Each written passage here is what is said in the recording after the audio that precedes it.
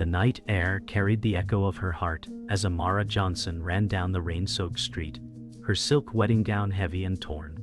Her voice cracked as she whispered, "I can't go back." She felt the weight of every vow she had not spoken, every lie she had refused to live.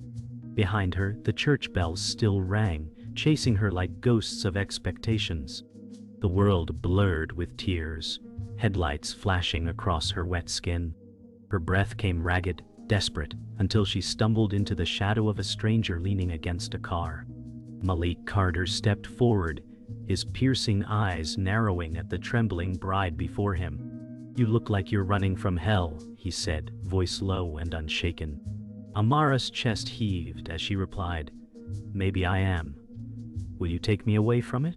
The silence between them was jagged, charged, as if fate had cracked open a door that should never have been touched. Amara's chest rose and fell as if each breath fought for survival. She leaned against the stranger's car, the cold metal grounding her storm. Malik's voice cut through the night, sharp but steady. "You don't belong in that dress." She flinched, gripping her chest as if his words stabbed where vows once clung. The silence between them was jagged, each heartbeat echoing in the rain. She wanted to scream but only whispered, "I had to choose myself." Malik studied her, his jaw tightening, but there was no judgment in his gaze. Just recognition, as though he had once run from a storm of his own. The city hummed around them, but Amara felt trapped in the pause between thunder and lightning. Malik's voice lowered, almost a growl. "So you ran. What's chasing you?" Amara swallowed hard, closing her eyes as rain beat down. "A life built on lies. A man I couldn't love. A family that wouldn't hear me." Her hands shook as if still chained to vows she refused to make. Malik exhaled a sound heavy with familiarity and muttered, "I know what it is to be cornered." Their eyes met again, and in that charged silence, her fear bent into something like defiance. Amara wiped her face with trembling fingers, but the rain only painted new streaks. "I should feel guilty," she whispered, "but all I feel is free." Malik tilted his head, a faint smirk flickering through his solemn mask. "Freedom always comes with a price," he said. She shivered at the weight of his words, knowing he wasn't only talking about her. Their bodies were inches apart, the air between them electric, carrying the scent of wet asphalt and burning nerves. Her eyes searched his face, and for a fleeting moment she wondered if she had run from one fire only to step into another. The world seemed to shrink, until only the storm, the car, and their breathing existed. Malik's voice was calm but laced with danger. "If I take you, there's no turning back." Amara's heart hammered, but her chin lifted. "Then don't look back with me." The words shocked even her, but they tasted like truth. For a heartbeat, Malik's mask cracked, vulnerability flickering before he turned toward the car door. Amara clutched the torn gown tighter, knowing her escape wasn't salvation.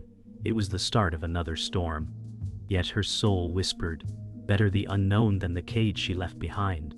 The hum of the engine filled the silence as the city lights faded behind them. Amara Johnson clutched her torn gown, her hands trembling, though her chin stayed lifted. Malik Carter drove without a word, his jaw clenched, eyes fixed on the wet road. Her voice broke the silence, fragile yet sharp. "I should feel shame, but all I feel is air in my lungs again." Malik's eyes flicked toward her briefly, then back to the road. "Air doesn't last long when you're running," he said. Her heart stung at the truth in his words, but her spirit fought back.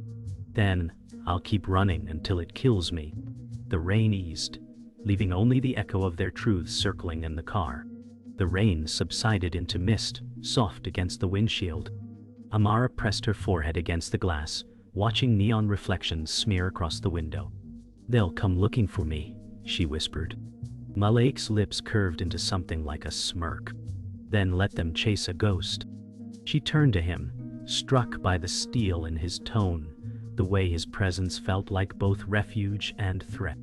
"You don't even know me," she said, voice trembling between gratitude and fear. Malik's hands tightened on the wheel. "Maybe I don't need to. I recognize that kind of fire." Her chest swelled, the silence inside the car heavy with shared scars unspoken.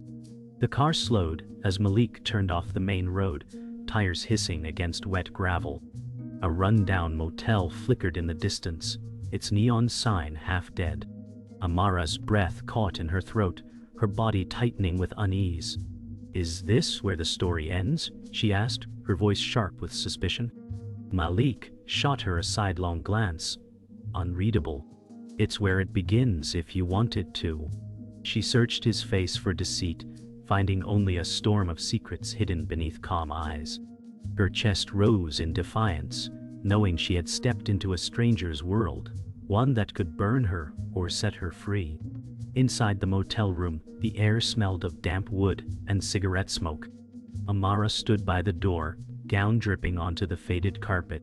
Malik tossed a key onto the dresser, his movement steady, controlled. "You don't have to stay," he said, his voice carrying the weight of choice. Her eyes narrowed as she answered, "If I walk out, I walk back into a cage." He looked at her then, really looked, his silence louder than words. For the first time, she saw the shadows in him, scars carved by battles she couldn't name. The tension was raw, fragile, binding them in dangerous recognition. The room hummed with silence, the storm outside replaced by the storm within. Amara dropped into the chair by the window, her body heavy with exhaustion, but her spirit restless. "I ran to save myself," she said, eyes fixed on the glass. Malik leaned against the wall, arms crossed, his gaze dark and distant. "Running doesn't erase scars," he muttered.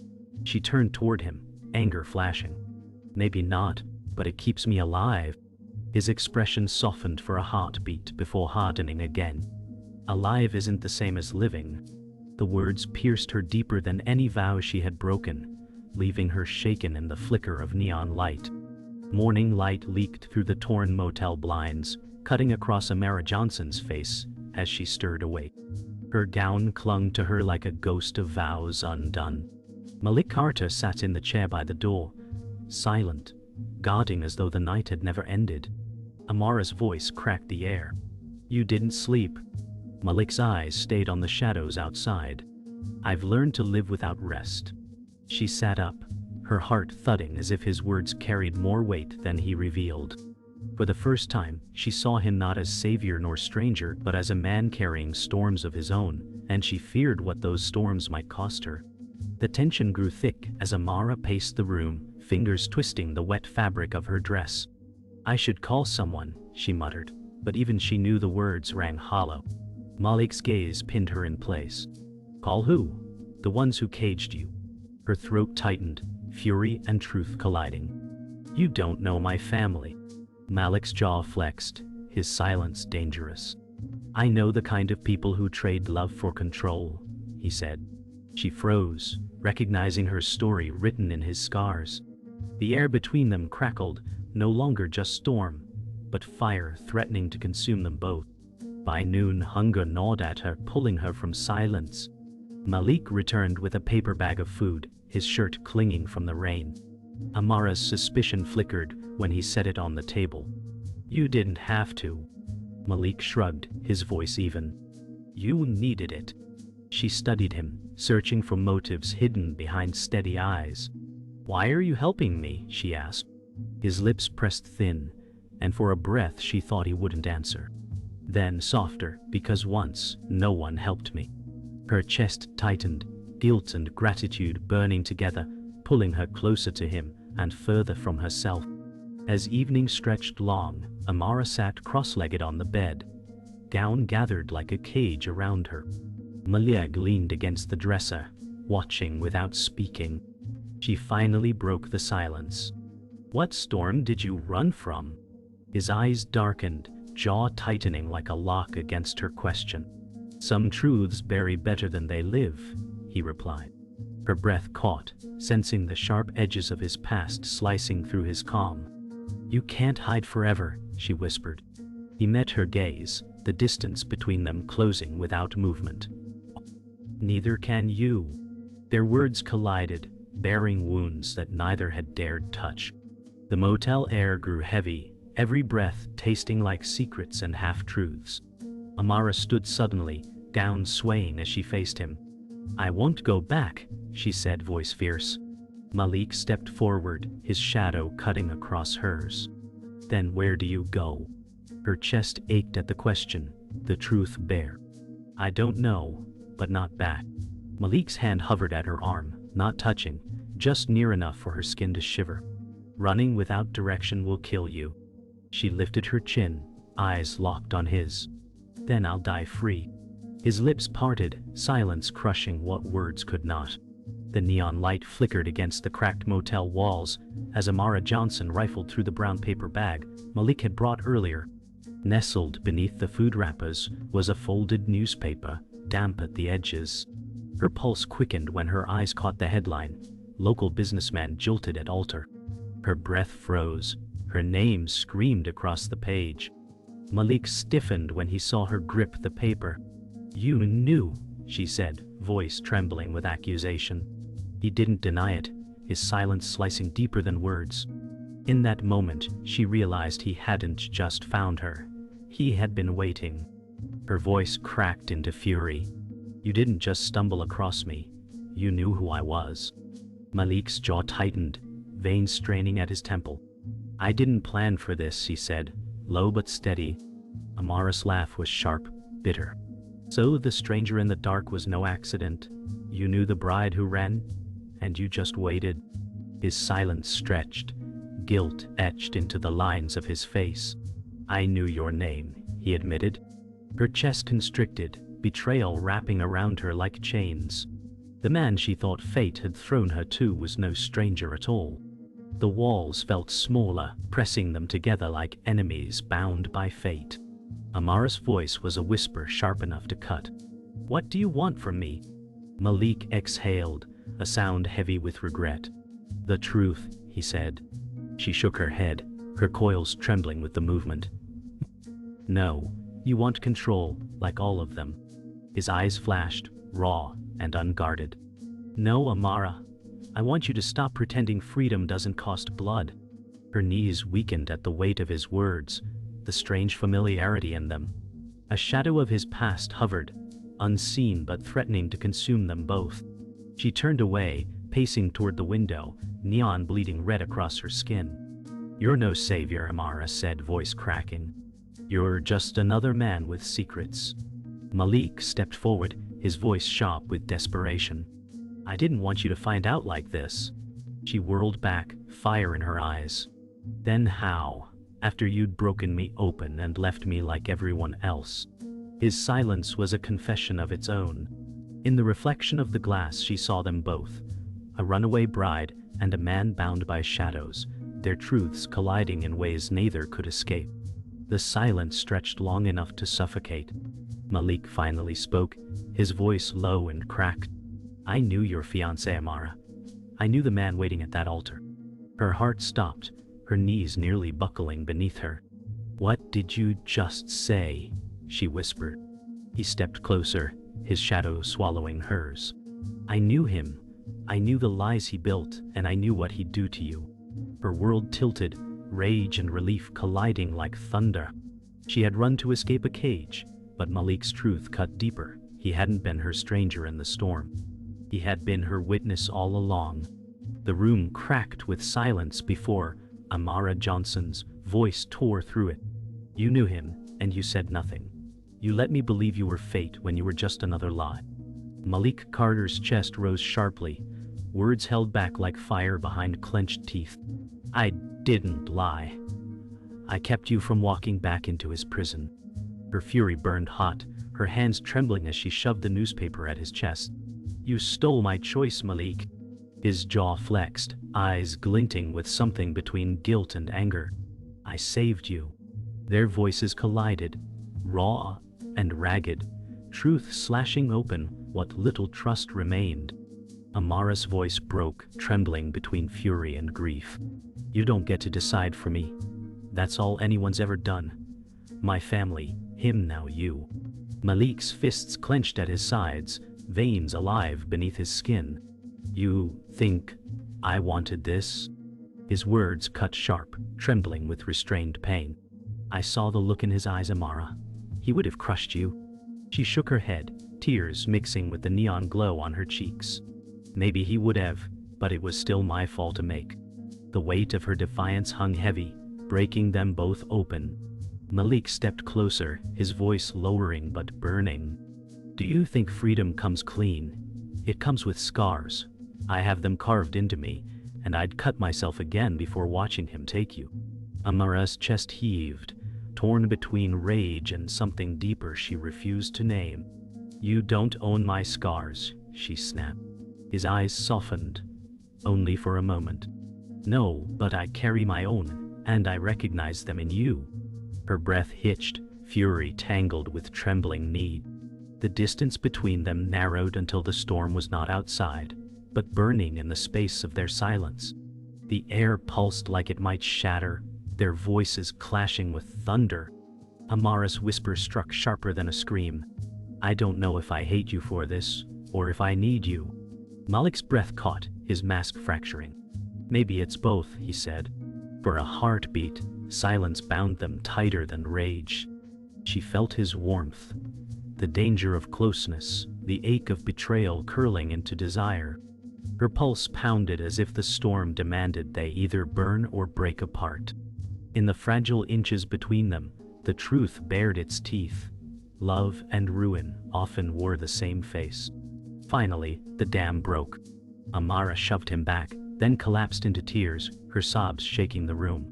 Malik didn't move at first, his chest rising heavy with restraint. Then he stepped closer, his hand hovering before resting lightly on her shoulder. Hate me if you must, he said softly. But don't go back to him. She lifted her face, broken yet blazing. I don't know where I'll go, but it won't be back. His hand lingered, both comfort and chain, as they stood on the edge of love and ruin, the storm between them refusing to let either walk away untouched.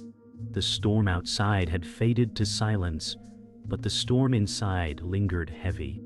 Amara Johnson sat by the window, gown clinging like a second skin of shame and defiance. Malik Carter stood near the door, his shadow stretched across the room. Her voice broke the quiet, soft but resolute. I won't go back, Malik. Not to him. Not to who I was. His lips parted as if to argue, then closed, his jaw flexing instead. For once, he let her truth stand. The distance between them carried both safety and ache, as though love and freedom could not live in the same room. The pale light of morning made every shadow sharper. Amara's fingers traced the fog on the glass, her breath steady now. Malik's voice cut through, low but heavy. You'll need strength for what comes after this. She turned to him, eyes narrowing. I've carried weight all my life. I can carry this too. His gaze softened, almost against his will. Not all battles can be fought alone. Amara rose slowly, crossing the space between them until they stood an arm's length apart. I don't need a savior, she whispered. I need the chance to save myself. His silence was his answer. The motel walls held their words like confessions carved into stone. Malik leaned back against the dresser, arms crossed, gaze lowered. I can't erase the lies, Amara, but I won't let you face them blind. Her eyes searched his face, torn between fury and trust. Why does it matter to you? She asked. His breath shuddered as he finally looked at her. Because I know what it is to lose everything, and I won't watch it happen again. Her heart clenched, caught between suspicion and the ache of recognition. For the first time, she saw him as broken, not dangerous. Silence pressed heavy until Amara whispered, If I stay, I need to know you're not another chain. Malik's head lifted, eyes sharp with unspoken truth. Chains were made for me too, Amara. I broke them the only way I could, but scars remain. She stepped closer, her fingers brushing the torn fabric of her gown, as if to remind herself of what she'd shed. Then we both carry scars, she said. His chest rose, words caught in the air between them. The one outside had passed, but the one within tethered them in fragile recognition of pain and survival. The weight of choice settled in the quiet dawn. Amara turned from him, standing tall though her gown still hung heavy. "I'll walk my own road," she said. Malik's voice followed, steady but low. "Then let me walk beside you. Not in front, not behind." She froze, the words hitting her chest like a plea and a promise. Turning slowly, she met his eyes, and for the first time, saw not a stranger or betrayer, but a man willing to bear truth instead of illusion.